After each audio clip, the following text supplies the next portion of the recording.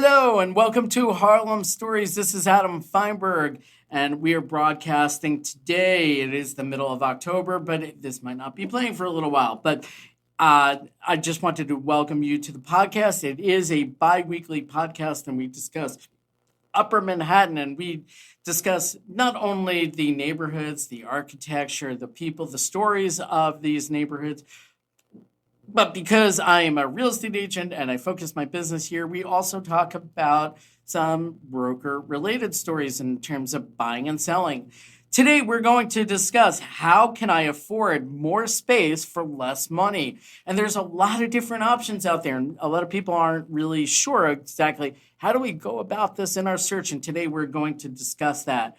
There are always ways to find more space for your money, though much depends on what will work for you. And obviously, not everything I'm going to suggest is going to work for every buyer, or potentially, none of these could work for you. And you might ultimately determine that, yeah, because of my requirements, because of my needs, maybe I am going to have to pony up for, more premium space. But today we're going to give you some options to consider, in your search and basically how to find more space for your money. So first point that we're going to discuss, and it's an obvious one, and I usually start a lot of my buyer conversations off with this, is the difference in pricing between condos versus co-ops. Condos tend to be 15 to 30% more expensive than comparable co-ops. Co-ops as a group tend to be far more restrictive than condos, and they represent about 70% of the total inventory in Manhattan. So some buyers will find that they don't really have much of a choice because of either their personal circumstances, price, or even the type of home desired. There aren't many new co-ops that have been constructed in the last couple of decades outside of some income-restricted buildings. And some of those buildings have since lost those income restrictions, but not all. But if a buyer is looking to buy in a modern building, they might not have the option of buying in a co-op, and that's the reason why I mentioned that. So yeah, co-ops are just far greater in number, and obviously they're more restrictive. So the combination of those two factors are going to make co-ops far cheaper than condos. Condos are going to give you a lot more flexibility though, in terms of purchasing and qualifying to purchase, but also in terms of, a living style. Not every co-op is going to permit like pied-à-terres, or they're not going to permit subletting so readily and easily. So these are, some points to take into consideration in the condo versus co-op world. But if you're looking for more space, you can get certainly more space for your money if you're looking for a co-op. So another possibility in the co-op world, and this is kind of like that subcategory that I mentioned earlier, the income-restricted co-op. Now, these buildings, they have their own challenges associated with them, and in rare instances, there have been some newer buildings that had some income-restricted units available for purchase, and sometimes they're even still now coming out as buildings, get entirely redeveloped or built from scratch. Now, these are often going to be, especially when they're new buildings or newly rehabbed the entire building, they're often available via housing lottery. I've seen some condos that have income-restricted apartments, and typically these have high flip taxes if sold within the first 15 years for the first owner. But once these are resold, the income restrictions don't apply for that first resale buyer and beyond. An example of this would be 68 Bradhurst Avenue, where about half the apartments were sold as income restricted. And while the original owners would have been income restricted and they would have to repay certain other subsidized costs, the first buyers as a resale wouldn't be income restricted, but the deed, at least in that case, has sublet restrictions until the tax abatement winds up expiring. So it could be either a 15-year or a 25-year tax abatement, and there could be sublet restrictions, even though the income restriction might have disappeared. So now it's entirely possible the building doesn't enforce any of these sublet restrictions in these circumstances. I've seen it, but it's up to the building to enforce. And we do have, just as a reference point, there is a Harlem Stories episode that specifically addresses HDFC income restricted co-ops. So, that's a second way of, finding more space for less money. Number three, select a cheaper neighborhood or a cheaper section of the neighborhood. Sometimes even a few blocks can make a huge difference. A good example, I've worked with a buyer looking for an apartment that only had a couple possible matches in the last year within their search radius, but it was too late to extend an offer. In this case, there are some good match possibilities that are a few blocks outside of the search radius, but still within the same neighborhood that are not only a great match, but also a bit cheaper. So this buyer basically said, well, all of my friends are, and family are located, within these blocks. I don't want to be too far from them. So I'm going to cut my search radius over up to this block. And ultimately, where the deals can be found, where the buyer can actually, find some inventory at great prices and, get a lot more space for the money, was actually just like 2 or 3 blocks north of where they, basically said, I don't want to go further than this. But you know what? That's, every buyer has their requirements, their needs, their wants. So, that is absolutely fine when you're looking for that, but obviously you have to acknowledge that, yeah, I might be passing up some opportunities that are a great fit for me just simply because I'm like, I have these other requirements. So yeah, sometimes a few blocks really can make a difference. So here's another tip over here. That I tend to say over and over again. And, very often this can be said of the stock market too. And I can say this having 16 years of capital markets experience. Buy when others are scared and be a contrarian. Ultimately what winds up happening, and I could say this has certainly been the case in this market that we're in today, is basically a lot of people have been afraid to buy and they're sitting on the sidelines waiting for, interest rates to drop. And, one of the things that I'm noticing is that like what'll happen is that once interest rates are likely to drop considerably, what'll happen is prices will probably go up, and then you're stuck with a higher price at that point. But the smarter strategy would be ultimately, unless you don't think that New York City is ever going to come back, or you're not sure on your timeline and it's likely to be short, and you're probably concerned, am I going to recoup my money? But generally we don't recommend buying unless you're going to be holding for, pretty much at least 5 to 7 years, preferably longer. But we know in New York City, a lot of our owners tend to sell within 4 to 7 years.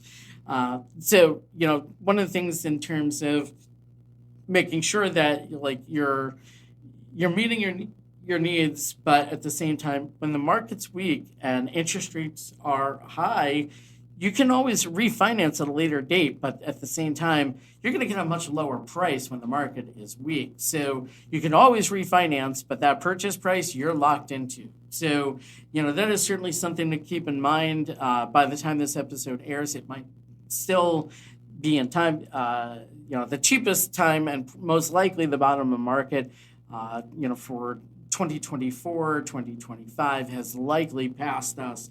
But at the same point, it's Upper Manhattan, is not going to recover as quickly, as the rest. It's more of like this rubber band effect. And if you think about that, like when you stretch out that rubber band, and that's when prices go up and, people expand their search radius. When prices go down, they reduce their search radius. So, that is certainly one component of what's impacting us here. But when the market is weak and falling, there's often a lack of clarity in where the market's headed. And so many of our buyers are too afraid to overpay to move forward. And, I tend to say, look at it this way.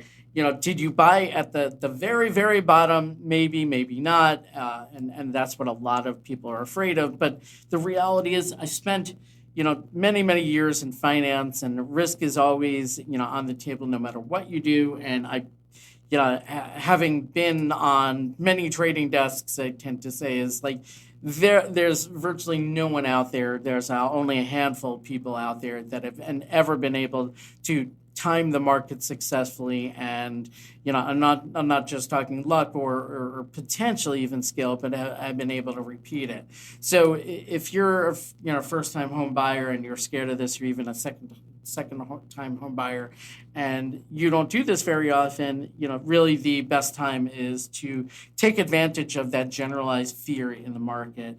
And that risk, sure, it's a possibility. I don't want to be dismissive of real possibility of risk, but in most cases, especially if the situation has dragged on for a while, the odds are high that you'll be buying into or at least close to the bottom of the market. And no one has a crystal ball or can time the market precisely and repeatedly. But historically, it's been the contrarians that wind up making the best deals. So when the market is rising and the most deals get done, and even though every buyer tells us they want the best deal, they typically missed when that was for fear. And there's an old saying: when there's blood in the streets, buy real estate. And that seems to always continually wind up holding true. So let's go on to the next point over here of trying to get more space for the money. When there's renovations needed and discounts can be found for your trouble. So it's expensive, it's time consuming, and often stressful to renovate, which is why most apartments that require renovations tend to sit on the market longer. That said, if the apartment is priced at a substantial discount to account for the points above, buyers can often get quite a discount and create the apartment that they want, not what they're buying into, and certainly they get that opportunity. Next point, distressed or for sale, death, divorce, disaster, etc. I've heard, 4Ds, I've heard the 5Ds, whatever it may be, but, ultimately these are the scenarios that we come to. Foreclosures, they're rare in Manhattan, so please don't count on this as your savior to find a deal. They do exist, but in most cases, it's important to understand that in many cases, that the foreclosures rarely happen quickly, and it's not uncommon in Manhattan for the foreclosure process to take many years to complete. Divorce sales happen, and these can be challenging purchases depending on how well the couple can work together to resolve the sale, and estate sales can be drawn out as well, so patience is needed. Now, going back to the foreclosure component, I have personal experience with it. Unfortunately, I've served as a condo board president, and I say unfortunately, it's a lot of work for zero compensation. But even further unfortunate that I had to foreclose on an owner for failure to pay common charges and special assessments. And, I know a lot of people like, well, why didn't you try to work it out? We did try to work it out, but ultimately this dragged on in, between the board, actions and what was going on the legal front and the advice that we were given combined with the courts themselves. It dragged on for almost 13 years from default until we got new neighbors in. So it's not always a very quick process and something that you need to be aware of depending on the situation. Now, if it's an estate sale and they already have, all the estate issues already clarified and it's truly ready for sale, odds are it will be a much quicker process. And, if there's any delays at all regarding that, it'll be minor. So on to the next point. So notice there's a lot of different ways to potentially, stretch your money out. But our next point, buying a walk-up building.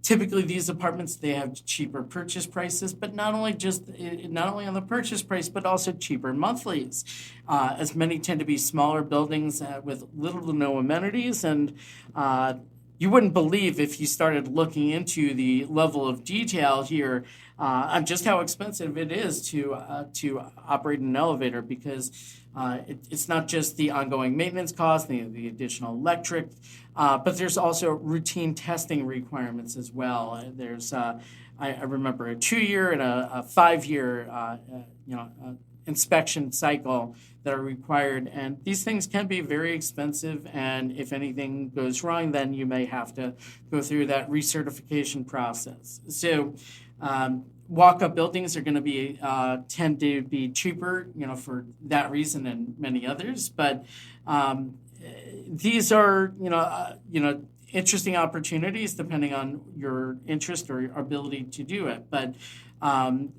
further subsets in this are high floors in the walk-up building. So like the 4th floor and up, it's possible that like those units can sit on the market for 2 or more years before they even find a buyer. And and this is not unusual. And keep in mind that if you do go down this path, that it's entirely possible it could take a year or two to find a buyer, for your side. So now you're an owner kind of stuck in this for a while. So, if you are considering those walk-ups, just understand that that discount is substantial for a reason. Now, the exception is when the apartment is priced to attract buyers that'll seriously consider a walk-up of so many stairs if the apartment has something special. So, for example, skylights or a private roof deck or something of that nature.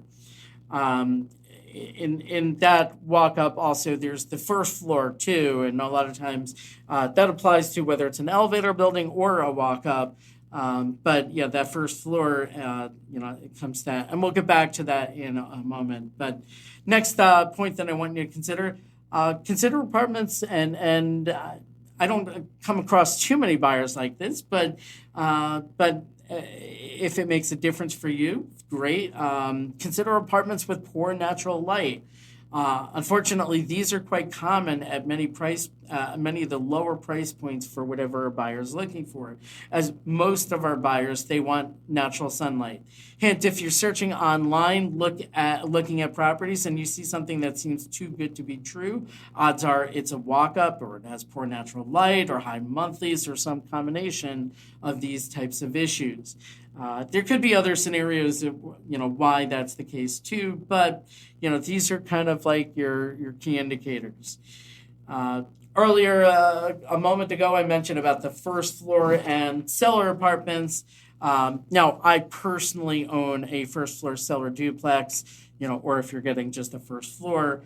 Now, I bought from the sponsor itself of new construction, and I later found out from a broker who bought the apartment in the building that she had a few different buyers ready to move forward to buy my apartment had I not signed the contract. Now, that's a less common scenario in these first floor seller opportunities, but apparently a lot of people thought my apartment was as attractive as I did, so I got to it first. But this is well before I became an agent myself, and I bought a first floor cellar duplex, and ultimately that worked out the way it ended up working out. I got 35% more space than the apartments above me, which were all the same size except for my apartment. And I got it ultimately for the same price as the fifth floor apartment.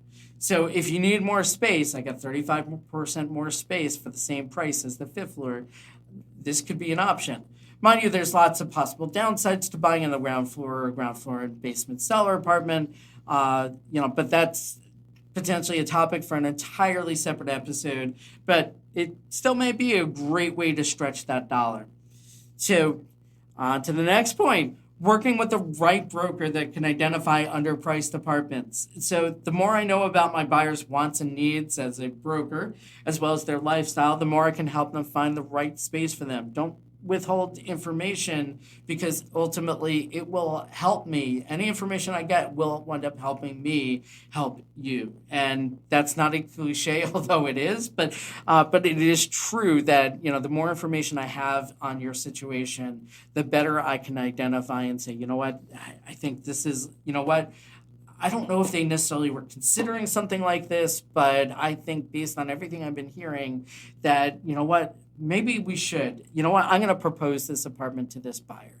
And this is a conversation that I really have either with myself or, ultimately with my buyers. And, and sometimes that really works out. And, the buyers are surprised that they weren't even considering something like this. And all of a sudden, boom, we found them a great match. And it wasn't something that they were considering before. So I've helped buyers find that dream apartment off market in some cases, underpriced by six-figure amount because the listing broker didn't normally work anywhere near the neighborhood, or perhaps because I was targeting this building for the buyer, but nothing had hit the market since prior to the buyer started searching, or even just because I understood what would wow that buyer, even though the apartment was not at all what they were otherwise including in their search. So, that is certainly, yet another possibility. And we continue. There's still more points to come. And it's kind of like almost like, but wait, there's more. And in this case, there's quite a bit more, to discuss here. So Another consideration, and I know a lot of people are reluctant to even consider this, but there are sometimes valid reasons to consider this. A building that has high monthly charges but lower purchase price to kind of help offset that monthly expense. So sometimes a buyer might have the monthly income, but they don't have enough saved up for what is often a far more expensive apartment. So in these cases, if and we might see this, like doctors, that are just first starting out, they want, first off, they might be able to qualify for doctor's loans if it's like a condo, but they might, find something like some of these land lease buildings that I've seen in the city where the price is dirt cheap, but the monthlies could be sky high, and, they can afford the monthlies, but they just don't have the kind of money that it takes for the down payment, for a much pricier home.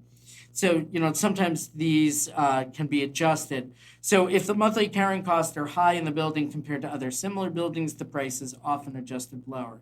And we see this often with the land lease buildings. They have these high monthly charges. But it's worth mentioning in these land lease buildings, in a lot of them, it could just be more complicated due to the nature of the land lease.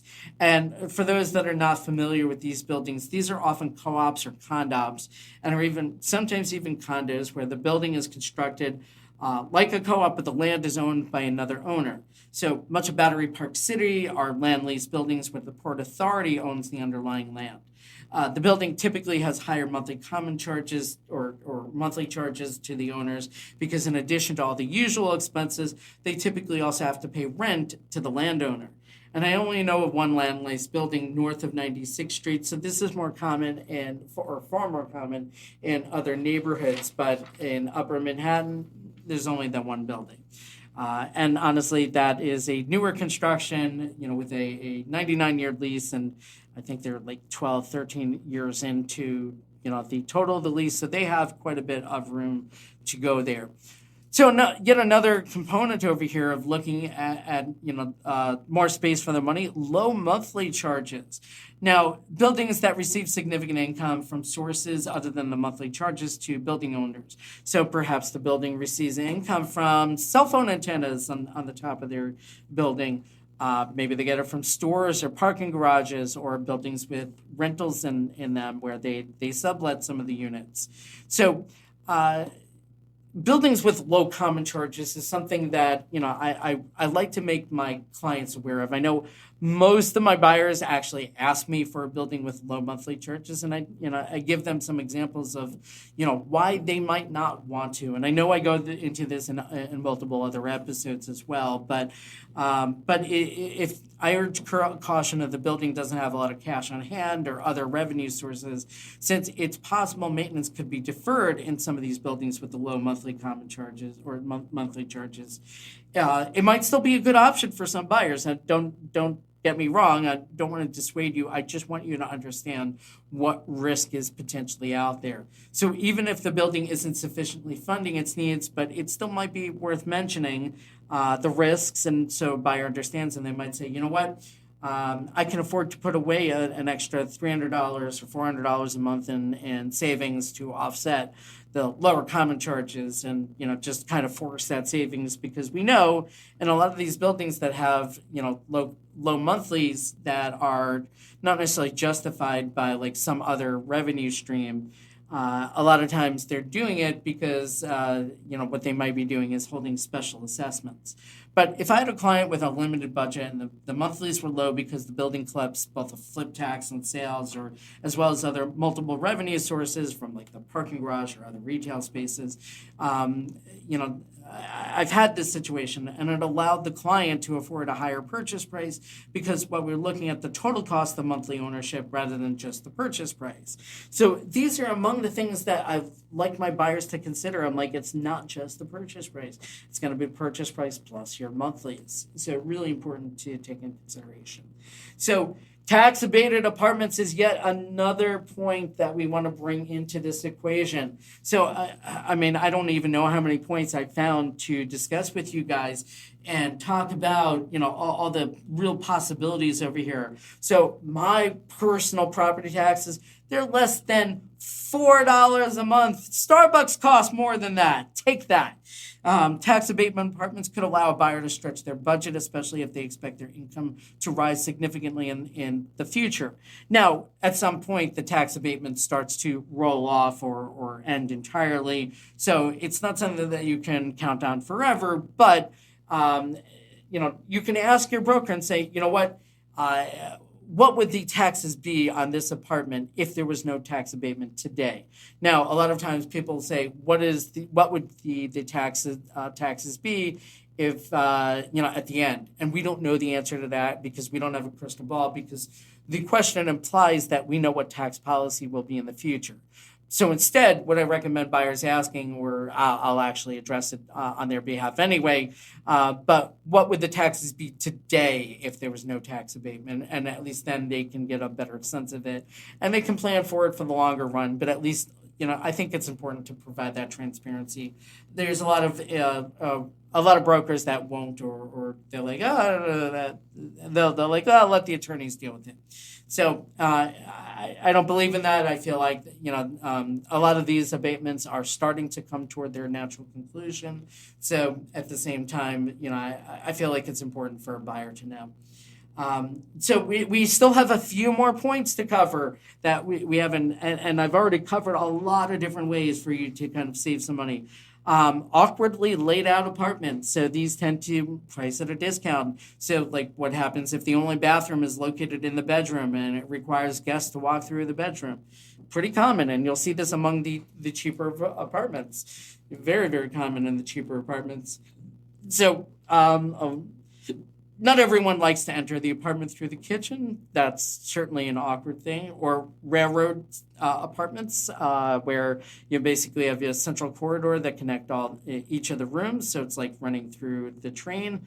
I have seen railroad apartments that are actually really well laid out and really very, very advantageous. So it just depends. But, that is certainly an option. But these are just a few examples of the odd layouts that we might be able to come across, and some may be desirable, but many of these awkward layouts sit on the market for a while. So if you're looking for a home and you need to get more space for the money, that's certainly one way. And let's say if you're looking for, let's go on to the next point over here.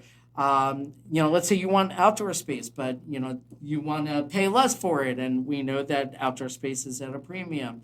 But if you require it or really, say, this is something I really, really want over here, consider outdoor space that's not optimally located. So what if the outdoor space is only accessible in one bedroom, or the only real access is via a narrow and steep spiral staircase?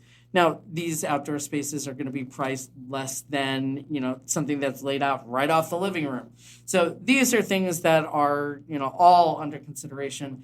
And I want to bring one final point to our, this episode over here, how to get more space for your money. And that final point might be sweat equity or problem buildings. And, perhaps you're buying into a building with no problems, and you might have special assessments needed to help fix the building issues. Or you might need to just volunteer a lot of your time to help on the board, providing leadership and guidance in exchange for a lower price due to all the problems in the building. And you'll see some of these buildings also have, a more difficult time trying to find financing. So, I've laid out many, many different ways in which you could potentially save quite a bit of money and get more space for your buck. So, again, I hope you enjoy these offerings and these considerations when we talk about Harlem Stories. Thank you for joining us today.